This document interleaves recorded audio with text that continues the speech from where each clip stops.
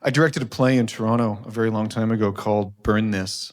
There's a great line where someone talks about a lot of life, a lot of experience is very, very fragile. You should write something personal, write the truth, and then write burn this at the end of it. That's one way to look at it. The other way to look at it is that some stuff is indelible and it may not come out in a straight fashion. Like most poetry is going to be like that. I used to write a lot of it and I studied it. And before anybody panics, I'm not going to read it here, okay? But I do have to quote 31 words at one point, just as a warning. But that's it, only 31 words. And all of this happened when I was in my very early 20s. I was a film student at York University, and I was also taking British and American poetry. I really liked the Americans, people like Theodore Roethke and Randall Jarrell and James Dickey and stuff like that.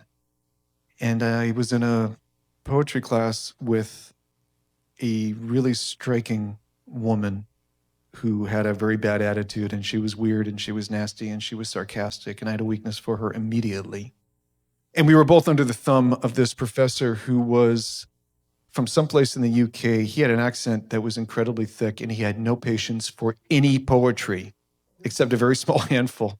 So it was great to hear him say, "Oh no, what he's written there it's amusement. It's not poetry. It's not poetry. No, but I got a piece here. It's T.S. Eliot. Now that's I don't like it, but that's poetry. It is something that does not come out of your head. It comes out of your body. That's poetry." Michael, you wrote something here. It's not unpleasant, but it's not poetry. No. But except for the last line, the last thing you wrote, that one little bit, that's poetry. That's poetry. He was hard on everybody, and he was terrifying. But I always liked that attitude. And somewhere in this class, I got involved with Angela, but we were not involved, okay? We were not dating. She did not want a boyfriend. We were not dating, quote unquote. We were, however, on terms. I don't know how you'd put that. The terms usually were that if we went out to a club, she would pull me into a quiet corner and spend 45 minutes kissing me and then explain to me how she didn't want a boyfriend, and then we might do it. Yeah, we've all been at that particular stage. And I had an incredible weakness for her because of that weird attitude and because she was very smart and she was very sarcastic. She was also a year ahead of me. So she was an older woman and she was drop dead gorgeous and she was taller. So the sheer fact that she was keeping company with me made me feel like a cat who had swallowed a canary. I thought, okay, I've gotten away with something. This is amazing. This is great. And all of this stemmed from a year-end poetry class where someone brought a lot of chocolate, a lot of potato chips, and a lot of really cheap red wine. So it kind of degraded into people reading pieces of their soul, and then it just degraded into a dance party. And it was the end of the year, and I thought, well, maybe I've been her mild plaything long enough, and I'm not going to see her again. So as I'm leaving and she's staying and she's dancing with somebody, I had this brilliant idea. I was going to walk up to her and say something really ironic and cool. I was going to go up behind her and say, "Goodbye, Sister Disco," which struck me as a really good idea at the time. But the closer I got to her, the more I began to realize, I had a few moments with somebody. Maybe I was just amusing, but she's graduated. I don't know what she's going to do. She has no reason to hang around here. And I got really wistful. So for reasons I do not know, I walked behind her. I kissed her in the cheek and I said, "Good night, sweet prince," which is not a step up from "Goodbye, Sister Disco."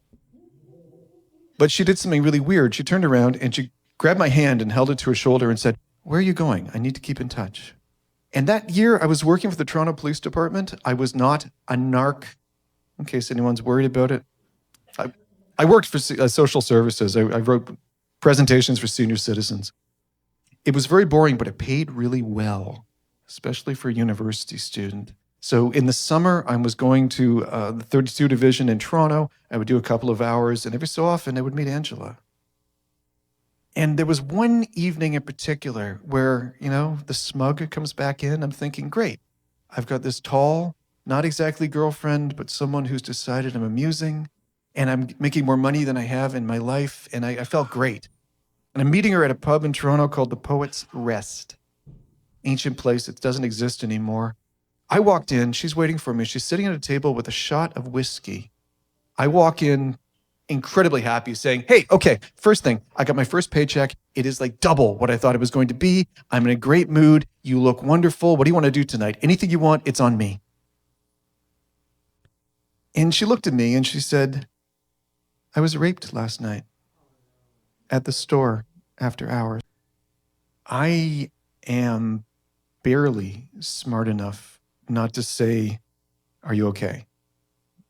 Because it is incredibly clear that she is not okay. She's blank. And I don't want to say, is there anything I can do? Because I realize there's nothing I can do.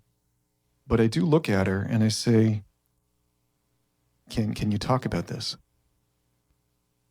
And she looks at me for a moment, and then she raises her hand to her eyes like she's going to cry.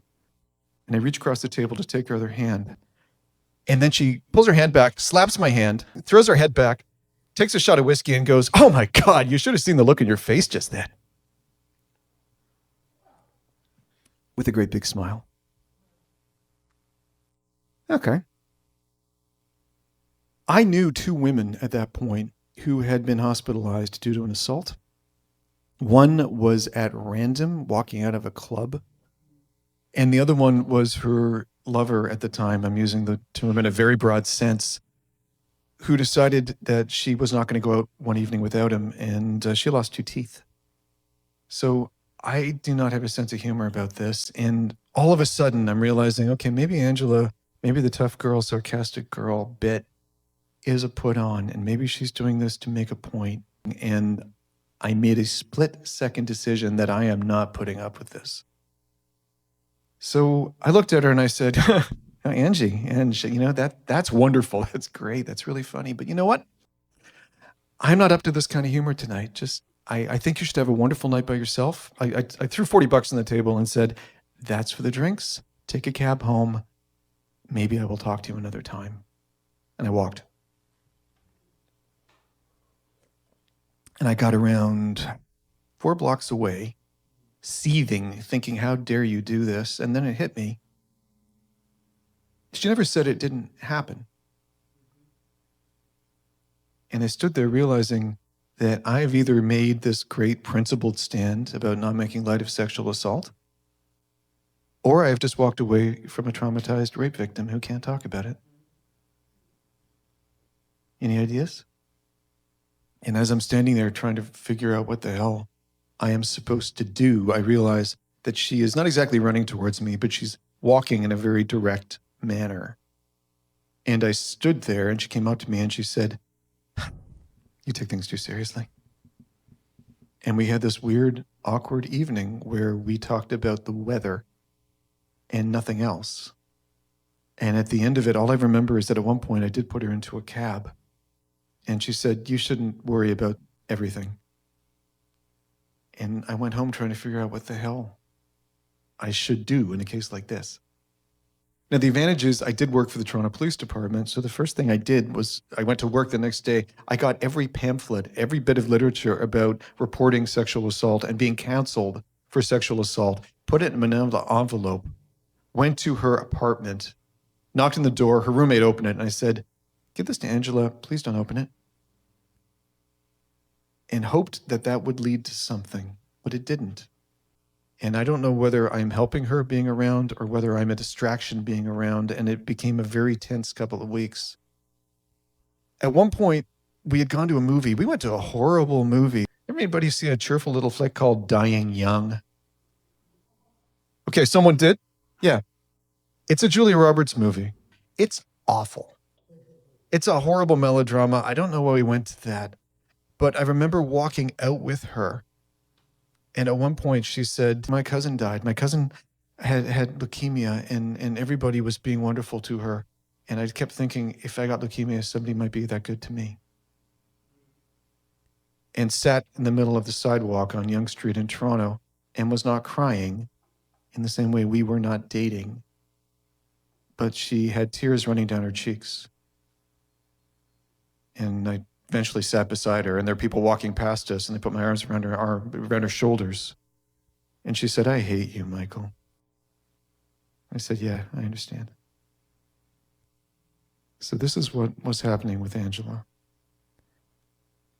And I didn't know what to do about any of this. And it became very obvious that we were seeing each other fewer and fewer times. And I was kind of waiting for it to disappear, and maybe it would have, except she did invite me out for an evening of clubbing with a bunch of mutual friends, most of which drank themselves into a stupor early in the evening. So then it was only Angela and I at the Big Bop in Toronto. Bop, B-O-P, Bar of Pickups. I didn't want to be there, and she had too much to drink, and I had too much to drink, and eventually we started kissing, and eventually we ended up in a cab, and eventually we ended up at her place, and I'm realizing I'm going to be asked to spend the night, or I'm going to be thrown out at the door. Whichever she wants. I will do whichever one she wants. But she brought me upstairs, and she sat on her couch, and she said, "I'm not having a good time. I'm not having a good time anywhere." And I said, "Okay. Do you want to do anything? Do you want to tell me about it? Do you want me to leave? Do you want to drink coffee all night?" And eventually she just held my hand really tightly, stared into space.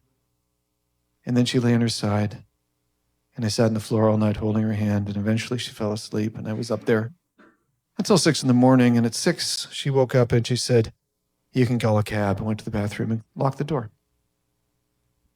And that is when I realized I can't do anything for Angela. And I didn't talk to her for a month. And I didn't talk to her again. Stalker does not appear in my resume, and she's not on social media anywhere, but I did break down a couple years ago. I'm still in touch with their roommate, and I said, "Listen, this doesn't matter 30 years later, but did Angela ever mention me in any way?"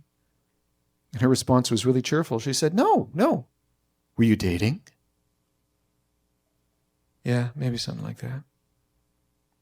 And I had loaned her a book at one point, W.H. Auden. Anybody know the poet? Very heavy stuff. I had loaned her a book, and I realized I'm not going to get it back. But she did give it back to me. And she gave it back to me with a letter that was on a paper bag, and it was written like a crazy quilt. And it did not explain exactly what happened, but stream of consciousness, maybe poetic, I dare say. She explained that she was miserable, but she did find people to help her.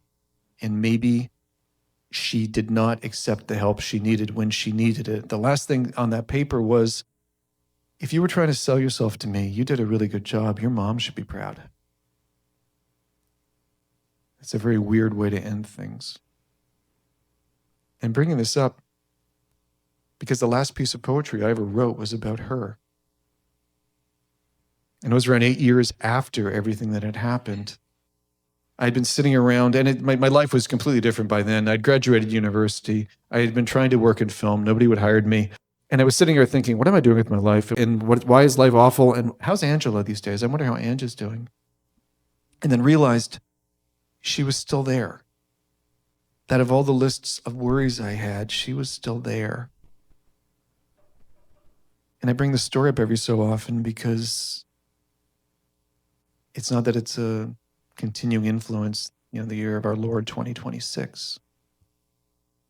But every time I tell this story, I keep wondering if at some point it will filter in her direction and she will call me and say, "You did everything wrong." And I'm willing to stand there and take it. Or maybe just to perform it under the idea that she might hear it and understand if she felt that she did something wrong, it's not a question of being forgiven. I don't have the right to forgive anybody anything. But the idea that maybe you made it through and you survived would be enough. Maybe hearing that would bring something out. And that last piece of poetry, the 31 words, if you don't mind if I quote, maybe my prof's point about something that's indefinable, but it shows up in a couple of words. It's really simple. It's really short. All it says is, if I had known the wounds that you had hidden, I would still want to heal you. I would still repeat your name behind my eyes. in the early hours of morning. It's poetry, that is. Thank you very much for your time.